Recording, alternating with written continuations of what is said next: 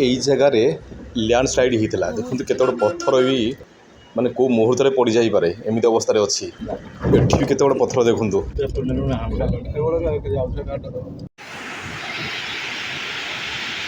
ସେଇଠି ଗୋଟେ ବୋର୍ଡ଼ ଲାଗିଛି ଭୁବନେଶ୍ୱର 200 କିମି ବ୍ରହ୍ମପୁର 107। ତାମାନେ ସେଠୁ ଆମେ ଆସିଲୁ, ସେପଟୁ ଆମେ 200 କିମି ଆସିଲୁ। ବର୍ତ୍ତମାନ ମନ୍ଦିରଟି ସମ୍ପୂର୍ଣ୍ଣ ବନ୍ଦ ରହିଛି। ମନ୍ଦିର ସାଇଡ଼ରେ ଦେଖିପାରୁଥିବେ ସୁନ୍ଦର ଝରଣାଟିଏ ବହିଯାଉଛି। ବଢ଼ିଆ ଦେଖାଯାଉଛି। ଗାଡ଼ି ଥୋଇବାକୁ ଜାଗା ନାହିଁ।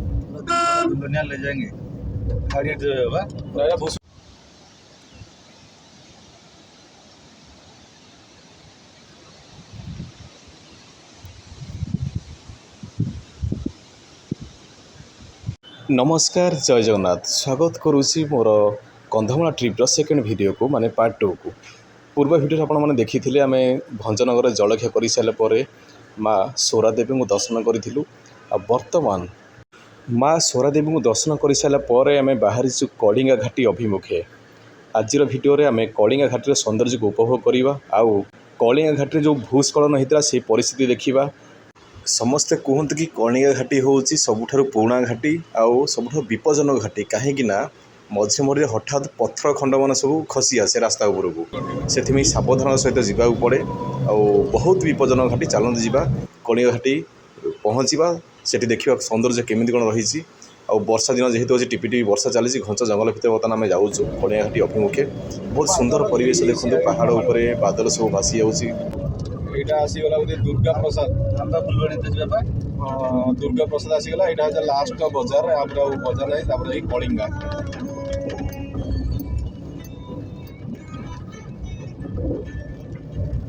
तो घाटी चढ़िया पूर्व यू किसी जिन पत्र नहीं जीव।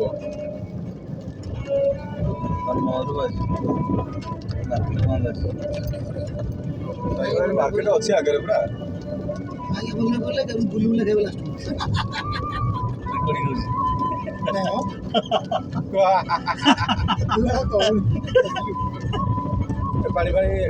पानी पिया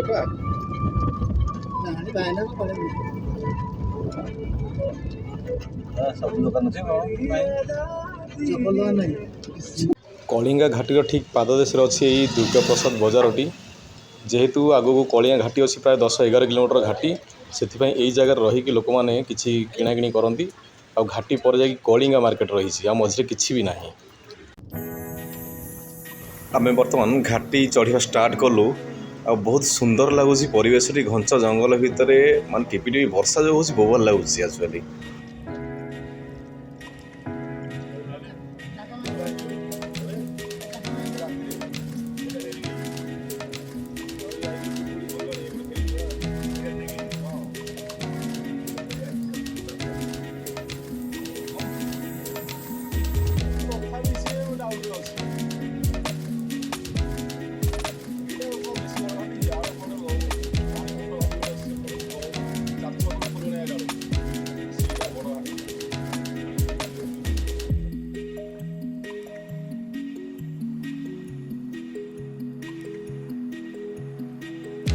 देखिपे ये मांकड़ मैंने केते अच्छी रास्ता उपर से माने खाद्य लोभरे खाद्य आशारे रास्ता उपरକୁ पलि आसुछन्ती। से माने भावुछन्ती कि आमको किसी खाद्य मिलियो।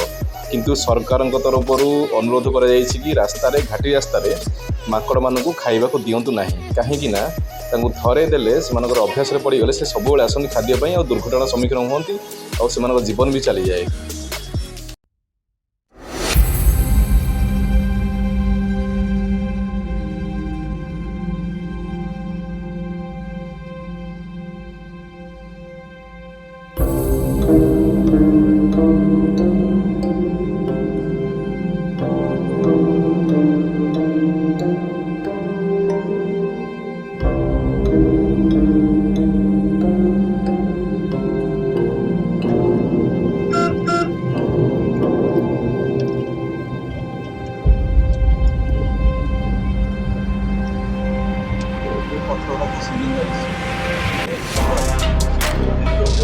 देखो बाम साइड रे केत पत्थर झुलिकी रही रास्ता को।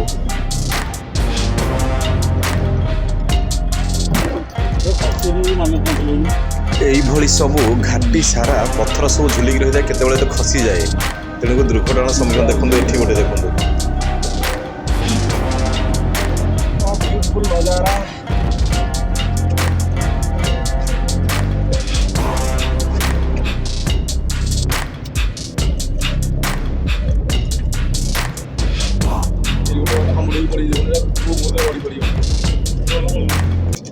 ଲେଖା ଯାଇ ପଥର ଖସୁଥିବା ଅଞ୍ଚଳ।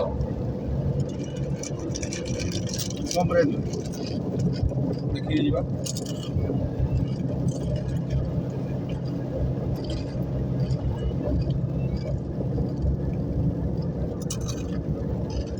କିଛି କିଛି ଡିଷ୍ଟାନ୍ସରେ ଏମିତି ସବୁ ବୋର୍ଡ଼ ଲାଗିଛି, ପଥର ଖସିବା ସ୍ଥାନ, ଦୁର୍ଘଟଣା ଅଞ୍ଚଳ, ଗାଡ଼ି ଧୀରେ ଚଲାନ୍ତୁ, ମଦ୍ୟପାନ କରି ଗାଡ଼ି ଚଲାନ୍ତୁ ନାହିଁ, ଏମିତି ସବୁ ସାଇନ୍ ବୋର୍ଡ଼ ଲେଖାଯାଇଛି ରାସ୍ତା ସାଇଡ଼୍ରେ।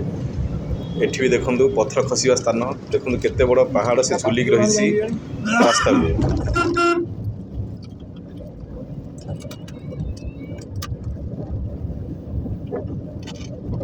ଗଲା ବର୍ଷ ଏଇ ଜାଗାରେ ଲ୍ୟାଣ୍ଡସ୍ଲାଇଡ୍ ହେଇଥିଲା ଆଉ ରାସ୍ତା ପୁରା ବନ୍ଦ ହେଇଯାଇଥିଲା। ଦେଖନ୍ତୁ ଏବେ ଟିକେ ଛୋଟ ରାସ୍ତା ତିଆରି କରାଯାଇଛି ଗାଡ଼ି ମଟର ଚାଲିବା ପାଇଁ।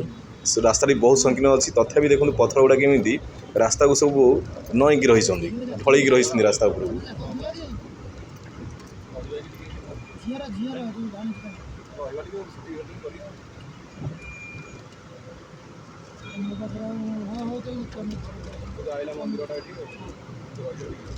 ଏଠି ବି ଦେଖିପାରୁଥିବେ ବାମ ପାର୍ଶ୍ୱରେ କେତେ ସବୁ ପଥର ସବୁ ରହିଛି। ଏଇଟା ହେଉଛି ଡେଞ୍ଜର ଘାଟି, ସେଇଥିପାଇଁ ଆପଣ ଯାଉଥିବେ ହଠାତ୍ ପଥର ଗୋଟେ ମାଡ଼ି ଆସିବ ରାସ୍ତାକୁ। ଇଏ ହେଉଛି କଳିଆ ଘାଟି, ବହୁତ ବିପଜ୍ଜନକ ଘାଟି, ସାବଧାନ ସହିତ ଗାଡ଼ି ଚଲାଇବାକୁ ପଡ଼ୁଛି।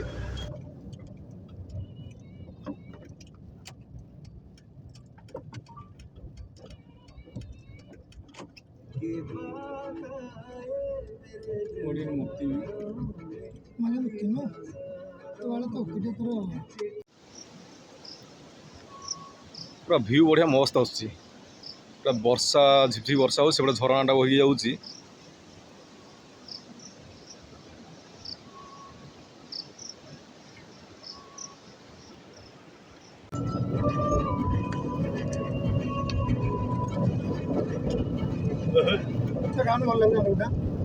ଖାଇବି ଏଇତେ ରହ,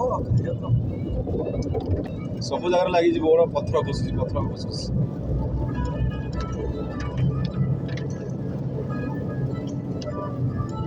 ପଥର ଖସୁଛି ତ କ'ଣ କରିବା?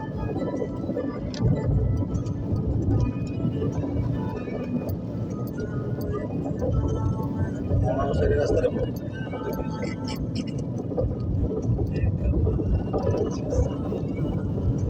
ରଖିବାକୁ ଦେବିନି ଗଲେ ସାମ୍ନା ଗୋଟେ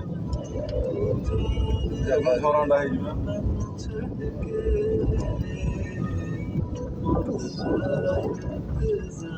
ଭିତରେ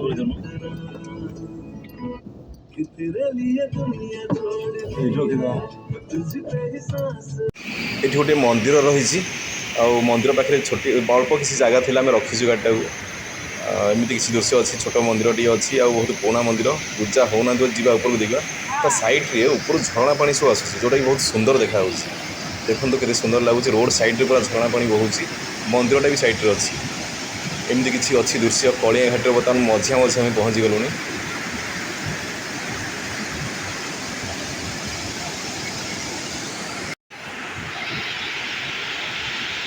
ସେଇଠି ଗୋଟେ ବୋର୍ଡ଼ ଲାଗିଛି, ଭୁବନେଶ୍ୱର 200 କିମି, ବ୍ରହ୍ମପୁର 107।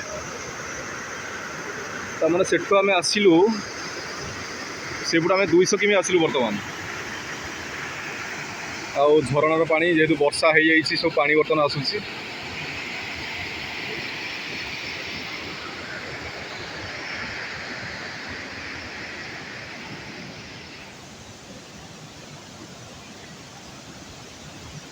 ଉପରେ ମନ୍ଦିରଟି ରହିଛି ତା ଘାଟି ମଝିରେ।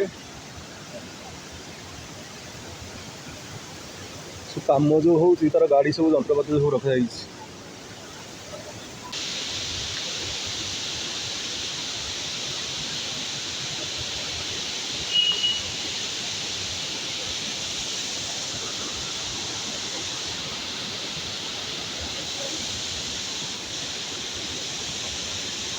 ସୁନ୍ଦର ମନ୍ଦିରଟା ହେଇଛି, ସୁନ୍ଦର ପରିବେଶରେ ବି, କିନ୍ତୁ ବନ୍ଦ ରହିଛି। କିଛି ଠାକୁର ବୋଧେ ଭିତରେ ନାହାନ୍ତି, ପୂଜା ହେଉନାହାନ୍ତି, ସମ୍ପୂର୍ଣ୍ଣ ରୂପେ ବନ୍ଦ ରହିଛି, ତାଲା ପଡ଼ିଛି ମନ୍ଦିର ଭିତରେ ବି କିଛି ସେମିତି ଦେଖାଯାଉ ନାହିଁ। ମନ୍ଦିରଟି ସମ୍ପୂର୍ଣ୍ଣ ବନ୍ଦ ଅଛି।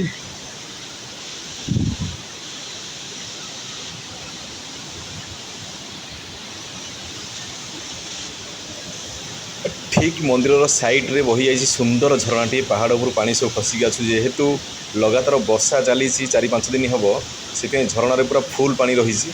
ଆଉ ଦେଖିବାକୁ ବହୁତ ବି ସୁନ୍ଦର ଲାଗୁଛି। ଆଉ ଉପରକୁ ବି ରାସ୍ତା ରହିଛି, ଉପରେ ଗୋଟେ ଗୁମ୍ଫା ଅଛି, ପାହାଡ଼ ଅଛି ମୁଁ ଯେତିକି ଜାଣିଛି, କିନ୍ତୁ ତା ଉପରକୁ ଆମେ ଯାଇନୁ କେବେ। ଏବେ ବି ଆମେ ଯାଇପାରିବୁ ନାହିଁ, କାହିଁକିନା ଆମ ପାଖରେ ସମୟର ଅଭାବ। ଆଉ ତାକୁ ସେଠି ଗଲାବେଳକୁ ବହୁତ ସମୟ ଲାଗିବ। ଦେଖନ୍ତୁ କେତେ ସୁନ୍ଦର ମନ୍ଦିରଟିଏ, କିନ୍ତୁ ପୂଜା ହେଉନାହାନ୍ତି କୌଣସି ଠାକୁର।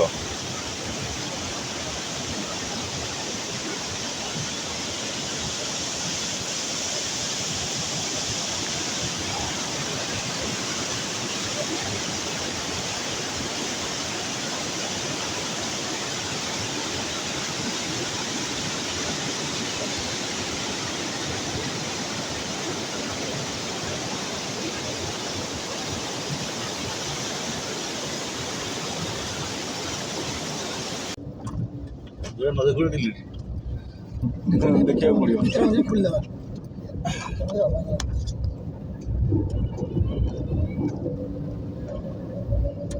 ଘାଟି ଏରିଆ ପୁଅ ସତର୍କ, ଗାଡ଼ି ଚଲା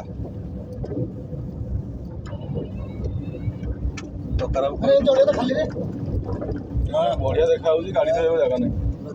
ଦୁନିଆ ले जाएंगे गाड़ी ଭୁଷୁଡ଼ି ଯିବ। ଏବେ ହଉଛି ଭୁଷୁଡ଼ି ଯିବ। ଏଇଠି ରଖିବା, ଏଇଠି ରଖିବା କ'ଣ କରିବ? ଏଇଆ ଭିଡ଼ିଓ କରିବା ଟିକେ, ଭିଡ଼ିଓ କଲୁ ଏଠି ଫଟୋ ଟିକେ ଉଠେଇବା। ଓହ, ଦୃଶ୍ୟ ଦେଖନ୍ତୁ। ଆକ୍ଚୁଆଲି ବର୍ଷା ହେଇଗଲା ପରେ ଜଙ୍ଗଲର ମାନେ ସୌନ୍ଦର୍ଯ୍ୟ ଆହୁରି ବଢ଼ିଯାଏ। ଦେଖନ୍ତୁ କେତେ ସୁନ୍ଦର ଲାଗୁଛି, ଗ୍ରୀନ୍ ଗ୍ରୀନ୍, ସବୁବେଳେ ଗ୍ରୀନ୍, ଉପରେ ପୁରା ମେଘାଚ୍ଛନ୍ନ ଆକାଶ ରହିଛି, ବର୍ଷା ଟିପ୍ ଟିପ୍ ହେଉଛି ଏବେ ସୁଦ୍ଧା। ଆଉ କେତେ ସୁନ୍ଦର ଲାଗୁଛି ଦେଖନ୍ତୁ ପରିବେଶଟି। ଏପଟେ ସବୁ କନଷ୍ଟ୍ରକ୍ସନ୍ କାମ ଚାଲିଛି, ରୋଡ଼ ଟିକେ ଚଉଡ଼ା କରାଯାଉଛି।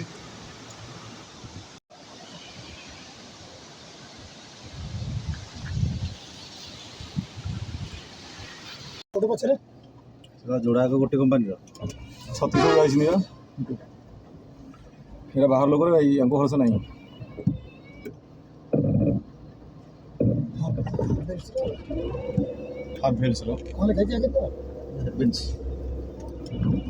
ଗାଡ଼ିକୁ ଇଏ ଅସରାଇ ନେଉଛନ୍ତି ତ, ବଡି କାମ ପଡ଼େ। ଛତିଶଗଡ଼ରେ ପ୍ରାୟ ବଡି କାମରା ସବୁ ହେଉଛି ନା।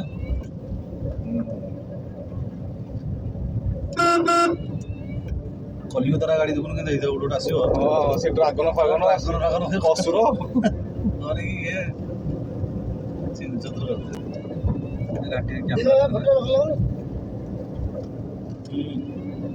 ଲାଇଟ୍ ବେଶୀ ହେଇଯାଉଛି। ଲାଇଟ୍ କରିଦେଲି ଜାଣିକି। ନାଇଁ ନାଚୁରାଲଟା ବଢ଼ିଆ ଆସିବ ନା। ହଁ ବାସ୍, ଏଇ ଗୋଟେ ଦରକାର, ଏଇ ଗ୍ରୀନ୍ ଗୋଟେ ଦରକାର। ମୁହଁଟା ବେଶୀ ଲାଇଟ୍ ହେଇଯାଉଛି ନା, କିଛି ଦରକାର ନାହିଁ, ଆମର ସିମ୍ପଲ୍ ଦରକାର ହେଲା। ଯାହା ଯୋଉଟା ଯେମିତି ଅଛି ସେମିତି ଦରକାର। ପଛପଟେ ବିଚାର ଚାଲିଛି କେମିତି କେଉଁ ଲାଇଟ୍ରେ ଆମେ ଫଟୋ ଉଠେଇବା, କିନ୍ତୁ ବହୁତ ବଢ଼ିଆ ସିନ୍ ଦେଖନ୍ତୁ, କେତେ ବଢ଼ିଆ ଭ୍ୟୁ ରହିଛି। ବାଡ଼େଇକି ଗୋଳେଇଛନ୍ତି ସବୁ, ଗଡ଼ି ଯାଉଛନ୍ତି। ଦେଖୁନ ଏଇଟା ଡ୍ରାଇଭର ନା, ଏଇଟା କ'ଣ କେଜାଣି, ମଧୁଆ। ଗୋଟେ 33 ଆମର ଏରିଆ ଲୋକ, ପଟିଆ ଏରିଆ ଲୋକ। ପଟିଆରୁ ଗାଡ଼ି କିଣିଛି ସେ, ପଟିଆ ରେଜିଷ୍ଟ୍ରେସନ। ସେ ଏରିଆ ଲୋକ କିଏ ହେଲା?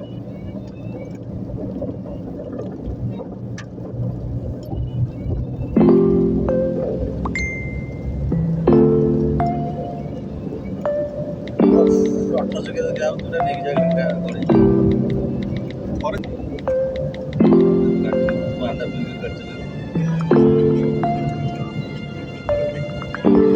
क्या बोलिस?